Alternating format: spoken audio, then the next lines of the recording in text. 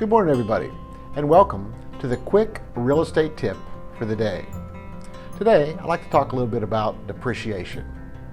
This is a term that's used in real estate investing, and when you make that move into buying your first rental property, you're going to find there are a number of different tax advantages available to you, one of which is depreciation.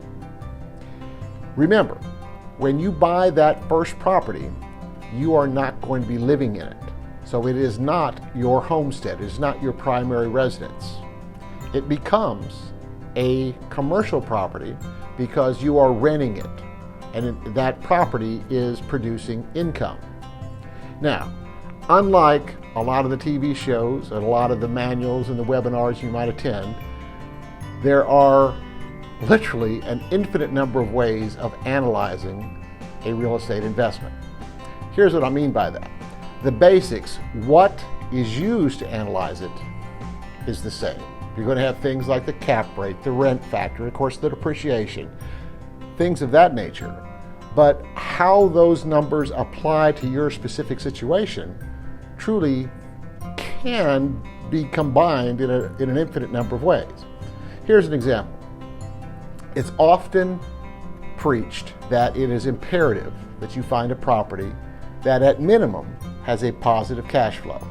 And for those of you who don't know, that means that the amount of rent that you receive is greater than the cost of maintaining that property. I mean, things like your mortgage, your taxes, and insurance. If it's more, if that rent is more, then your cash flow is positive. Well, I'd like to propose a kind of a thought problem for you.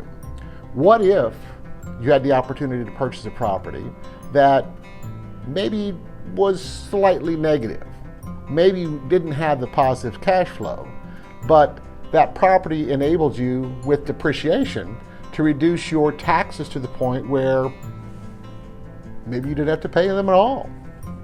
That's one of the reasons that investors like the larger apartment complex and multifamily, because it's a bigger number.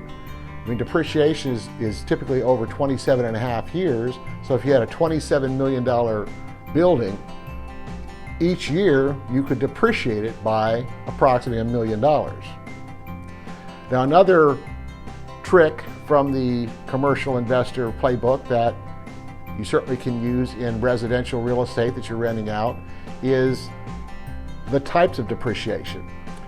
First of all, you cannot depreciate the land, you can depreciate the house. But there are going to be certain things in that house that will depreciate faster.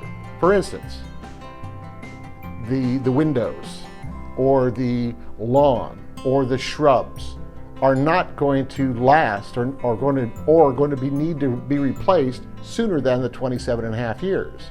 So it's possible to accelerate that depreciation on those individual items so that in that first 5 years, the total dollar amount you're able to deduct as a depreciation is going to be higher than if you would have just simply taken the entire value of the house. Anyway, just a couple of things to think about. If you do make the move into real estate investing, certainly it's important to have a real estate agent who is familiar with the process, is familiar with the terms. And someone like myself, I can actually help you find the right professionals to build out your team so that your decisions are based on a kind of a common knowledge, and that you can increase your chances for success. Anyway, that's all I have for you today, and I hope you all have a great day.